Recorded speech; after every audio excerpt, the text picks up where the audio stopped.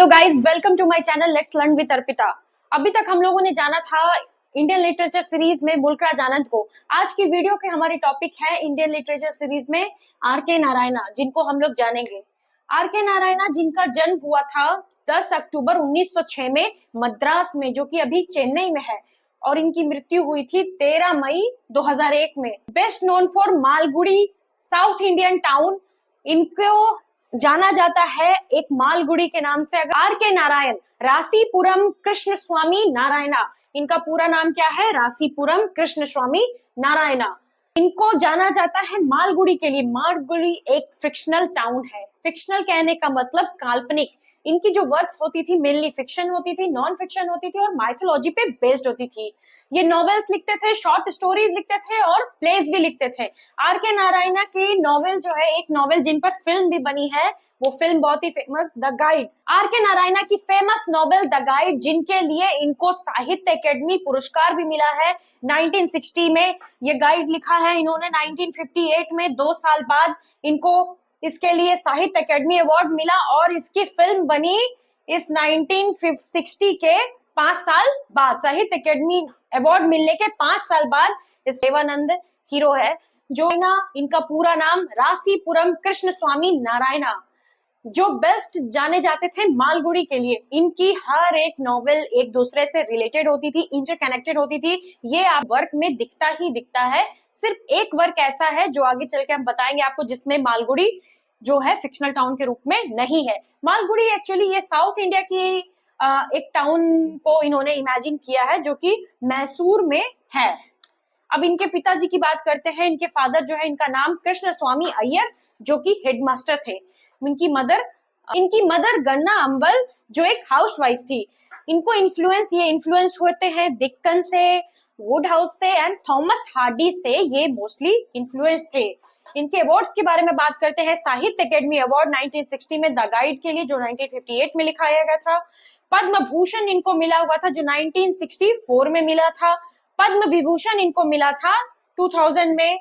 उसके बाद इनको एक बहुत सारे अवार्ड्स भी मिले हैं, जिसमें से कि कुछ और हम जानते हैं। एसी बेंसन मेडल इनको एक मिला था 1980 में रॉयल सोसाइटी ऑफ लिटरेचर की तरफ से। इनका नाम नॉमिनेट किया गया था। राज्यसभा के अपर हाउस में, इंडियन पार्लियामेंट में 1980 में इनका नाम भी नॉमिनेट किया गया था। इनकी जो वर्क्स होती थी मेजरली वो इंडियन सोसाइटी पे, इंडियन कल्चर पे, यहाँ जो सोसाइटी में क्या हो रहा था उस वक्त, modernity, essence of human society and culture, ये क्लैश दिखाते थे ह्यूमन सोसाइटी के ट्रेडिशन को और मॉडर्निटी को। ट्रेडिशन और मॉडर्निटी के बीच में जो क्लैश होता था वो दिखाते थे। आर के नारायणा को one of the 3 Indian leading writers के श्रेणी में रखा जाता था। पहला मुल्कराज आनंद, दूसरा राजा राव, तीसरा आर के नारायणा का। मुल्कराज आनंद पर ऑलरेडी एक वीडियो अपलोड हो चुकी है, आपने नहीं देखा है तो डिस्क्रिप्शन में लिंक है, आप उसको जाके चेकआउट कर सकते हैं। और भी बहुत सारी वीडियोस जो आपके एग्जाम के लिए बहुत ही इंपॉर्टेंट है, बीपीएससी के लिए, चाहे आप टेस्ट दे रहे हो चाहे बीपीएससी पे है, उनके वर्क्स में, उनके वर्क की इंपॉर्टेंट कैरेक्टर से लेके समरी तक इस वीडियो में आपको मिलेगी। इसके बाद जो वीडियो आएगी वो राजा राव पे रहेगी। तो ये 3 इंडियन लिटरेचर के मोस्ट इंपॉर्टेंट 3 राइटर्स हम लोग कवर कर लेंगे। तो आर के नारायणा की पूरे नाम को हमको जानना बहुत इंपॉर्टेंट है। इनका पूरे नाम मैंने पहले भी बताया, रासीपुरम कृष्ण स्वामी अय्यर। इनके जो छोटे भाई थे वो भी बहुत ही फेमस थे इंडियन लिटरेचर में, आर के लक्ष्मण, जो कार्टूनिस्ट थे, जिनका कार्टून्स हम लोग बहुत सारा देखे हैं। और एनसीईआरटी के बुक्स में भी जो कार्टून्स बने रहते थे वो भी आर के लक्ष्मण ने ही बहुत सारे मेजरली उन्होंने ही डिजाइन किया है। इनके फ्रेंड जो थे ग्राहम ग्रीन, जो इन्होंने इनकी 4 जो स्टार्टिंग की नॉवेल्स है इन्होंने ही प्रिंट करवाने में इनकी हेल्प की थी। फ्रेंड और मेंटोर दोनों आप कह सकते हैं। आर के नारायणा ने ट्रांसलेशन की है महाभारता की, और रामायणा को इन्होंने ट्रांसलेट किया है। जब इनकी फिल्म द गाइड 1960 में, जिसको साहित्य अकादमी अवार्ड मिला, जब वो फिल्म बन के आई, तो इस फिल्म की बेस्ट स्टोरी के लिए इनको फिल्म फेयर अवार्ड भी मिला। वन ऑफ द 8 चिल्ड्रन, ये इनके टोटल 8 सिबलिंग्स थे और ये सेकेंड चाइल्ड थे सिक्स सन्स एंड बस एक नॉवेल ऐसी है जिनमें इन्होंने मालगुडी को fictional town as a fictional town नहीं लिया है। चलिए हम बात उनसे रिलेटेड कुछ और इम्पोर्टेंट फैक्ट्स को हम लोग जानते हैं। आर के नारायणा हाई स्कूल और इंटरमीडिएट में उतने अच्छे नहीं थे पढ़ने में, वो फेल कर गए थे, बट इन्होंने अपनी ग्रेजुएशन महाराजा यूनिवर्सिटी से कंप्लीट की थी एज द एज ऑफ 24 इन 1930 में इन्होंने अपनी ग्रेजुएशन कंप्लीट कर ली थी। उसके बाद ये 15 साल की एक लड़की से इनको प्यार हो जाता है, उसके बाद ये उनसे शादी करते हैं जिनका नाम होता है राजम। 1934 में ये उनसे शादी करते हैं और 1939 में राजम की डेथ हो जाती है टाइफाइड के कारण, जिनके कारण ये बहुत ही डिप्रेस्ड हो जाते हैं। इन्होंने एक वर्क भी लिखा है जो अपनी वाइफ को डेडिकेट किया है। इनकी एक डॉटर भी होती है राजम, और इनकी एक डॉटर होती है जिनका नाम होता है हेमा। हेमा जब 3 साल की होती है तभी राजम डेथ कर जाती है, जिससे हेमा को भी बहुत ही मुश्किल झेलना पड़ता है। इनकी फर्स्ट बुक जो होती है वो बुक एक बुक रिव्यू होती है जिसका नाम है developing maritime of 17th century England. इन्होंने क्लर्क के रूप में भी काम किया है, एज अ इंग्लिश टीचर अपने विलेज के रूप में भी काम किया है, और एक जर्नलिस्ट के रूप में भी इन्होंने काम किया है। अब इनकी बात करते हैं तो ये एक नॉवेलिस्ट भी है, एसेइस्ट भी है, शॉर्ट स्टोरी राइटर भी है, फिक्शनल नॉन फिक्शनल ये सारा वर्क और माइथोलॉजी भी इन्होंने लिखा है। नॉमिनेट किया गया था इनको नोबेल प्राइज के लिए भी, और इनको बहुत सारे यूनिवर्सिटी से डॉक्टरेट की उपाधि भी मिली है, सम्मान भी मिला है। बात करते हैं इनकी राइटिंग स्टाइल की, जो कि बहुत ही सिंपल लैंग्वेज है, रियलिस्टिक है, एवरीडे की लाइफ में बहुत ही रियलिस्टिक है। इनकी जो फिक्शनल टाउन मालगुडी पे बेस्ड होती है, मालगुडी की डेली लाइफ, उनकी मुश्किलें, उनकी सुविधा असुविधा, या फिर कह लीजिए उनकी ही डेली लाइफ से रिलेटेड होती है। Everyday realistic life, deep characterisation, इनकी जो कैरेक्टर्स होते हैं इनके नॉवेल्स में बहुत ही डीप इमोशनली कनेक्टेड होते हैं, या इमोशनली बहुत ही ज्यादा डीप होते हैं। Reflection of society and culture, society का रिफ्लेक्शन, कल्चर, उस समय जो होने वाली एक एक गतिविधि जो इनकी आंखों के सामने थी, यहाँ तक कि इनकी एक ग्रैंड मदर थी, उन्होंने इनको कुछ कहानी सुनाई थी तो इन्होंने उनपे भी एक ग्रैंड मदर की स्टोरी पे भी एक नॉवेल लिख दिया था। फिर वेटिंग फॉर महात्मा, उस समय महात्मा गांधी का दौर था, तो महात्मा गांधी से रिलेटेड भी है इनके कुछ नॉवेल्स में, महात्मा गांधी भी एज अ साइड कैरेक्टर है। आर के नारायण से इंपॉर्टेंट फैक्ट्स हम लोगों ने जाना, अब हम लोग जानते हैं आर के नारायण के इंपॉर्टेंट वर्क्स को। Swami and friends, Swami and friends 1935 की एक आर के नारायण की वर्क, जो एक ट्रायोलॉजी का पार्ट है। ट्रायोलॉजी दैट मीन्स 3 नॉवेल जो है एक साथ उनके कैरेक्टर्स आपस में इंटर रिलेटेड करते हैं, उसको ट्रायोलॉजी बोलते हैं। हम लोगों ने मुल्क राज आनंद के वीडियो में भी एक ट्रायोलॉजी पढ़ी थी, द विलेज ट्रायोलॉजी।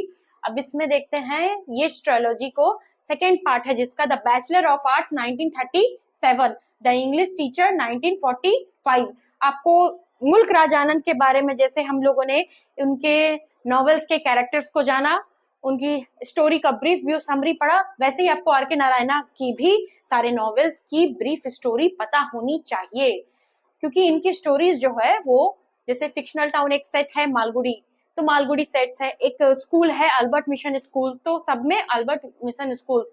ये जो नॉवेल्स है ये स्वामी एंड फ्रेंड्स, एक फ्रेंड्स का ग्रुप होता है जो एक क्रिकेट मालगुडी क्रिकेट क्लब के नाम से एक फेमस क्रिकेट क्लब है, जिनमें इन लोगों की बाद में दोस्ती होती है। तो इन सारे नॉवेल्स के थीम्स को भी हम लोग जानेंगे। अभी हम लोग इन सारे नॉवेल्स के इंपॉर्टेंट कैरेक्टर्स और नॉवेल की समरी और थीम्स को भी जानेंगे, जिससे आपको किसी भी एग्जाम में अगर कोई भी इंपॉर्टेंट क्वेश्चन आए तो कोई भी पार्ट आपका मिस नहीं होगा। तो डार्क रूम फोर्थ नॉवेल, जिसको 1938, जिसमें एक लेडी का कैरेक्टर होता है जो अपने आप को एक डार्क रूम में बंद कर लेती है। फाइनेंशियल एक्सपर्ट 1952 की एक नॉवेल जिसमें एक फाइनेंशियल एक्सपर्ट होता है। वेटिंग फॉर महात्मा, इसमें 2 लोगों की कहानी है जो महात्मा का इंतजार कर रहे होते हैं। 1955 की नॉवेल है the guide, the guide the most important and my favourite novel is the guide. 1958 की ये नॉवेल है। 1960 में इसको साहित्य अकादमी अवार्ड मिला। उसके बाद 5 साल बाद इनकी फिल्म बनी, तो मैंने ये फिल्म भी देखी है और ये नॉवेल भी पढ़ा है। तो आई रिकमेंड कि आप लोग भी ये फिल्म जरूर देखें, ये बहुत ही इंपॉर्टेंट फिल्म है, तब आपको पता चलेगा कि क्यों इसको साहित्य अकेडमी अवार्ड मिला और क्यों इसको बेस्ट स्टोरी के लिए फिल्म फेयर अवार्ड मिला। इसके बाद माई डेटलेस डायरी, ये एक ऑटोबायोग्राफिकल नॉवेल है जो आर के नारायण ने अपने अमेरिका विजिट पे लिखा था 1960 में। और man eater of Malgudi, Malgudi जो फिक्शनल टाउन है, इससे रिलेटेड ये नॉवेल है 1961 की। कुछ और इंपॉर्टेंट वर्क्स में मालगुडी डेज 1940 डेज, मालगुडी जो इनके फिक्शनल टाउन का नाम है। वेंडर ऑफ स्वीट्स 1967, जैसे नॉवेल के टाइटल से ही क्लेरिफाई हो रहा है, यहाँ पे स्वीट्स के वेंडर की स्टोरी है। A horse and to goats, ये जो एक इंपॉर्टेंट नॉवेल है, इस नॉवेल को एग्जाम पॉइंट ऑफ व्यू से याद रखना इस नॉवेल के पॉइंट में ये बहुत ही जरूरी है, क्योंकि ये एक ऐसा नॉवेल है जिसमें इन्होंने Malgudi as a fictional town नहीं लिया है, क्रीतम फिक्शनल टाउन, इनका फिक्शनल टाउन का क्या नाम है यहाँ पे, क्रीतम। ये इंपॉर्टेंट, बहुत ही इंपॉर्टेंट, जिसमें आर के नारायणा ने मालगुडी को एज अ फिक्शनल टाउन नहीं लिया है। यह कौन सा ऐसा नॉवेल है जिसमें क्रीतम को फिक्शनल टाउन लिया है? तो ये हॉर्स एंड टू गोट्स 1970 की ये नॉवेल। माई डेज 1974, ये ऑटोबायोग्राफी है इनकी। A tiger for Malgudi 1983, talkative man 1986, mister Sampath 1948, grandmother's tale 1992। ये कुछ इंपॉर्टेंट वर्क्स है। आर के नारायणा को विलियम फॉकनर से कंपेयर किया जाता था, विलियम फॉकनर से कंपेयर किया जाता था। किसी भी चीज को या किसी भी पॉइंट को जब हम जानते हैं तो हमको उसके पीछे का रीजन जानना बहुत इंपॉर्टेंट होता है, क्यों क्यों कंपेयर किया जाता है। इससे आपको कोई भी चीज रटना नहीं पड़ेगा, बस समझना पड़ेगा। वैसे भी वीडियोस को जब आप देख रहे हैं तो इसको एक बार देखिए, दो बार देखिए, किसी भी चीज को रटने की कोशिश ना करें, बिल्कुल ही समझने की कोशिश करें, जिससे ही आपका किसी भी एग्जाम का प्रिपरेशन बहुत इजी हो जाता है।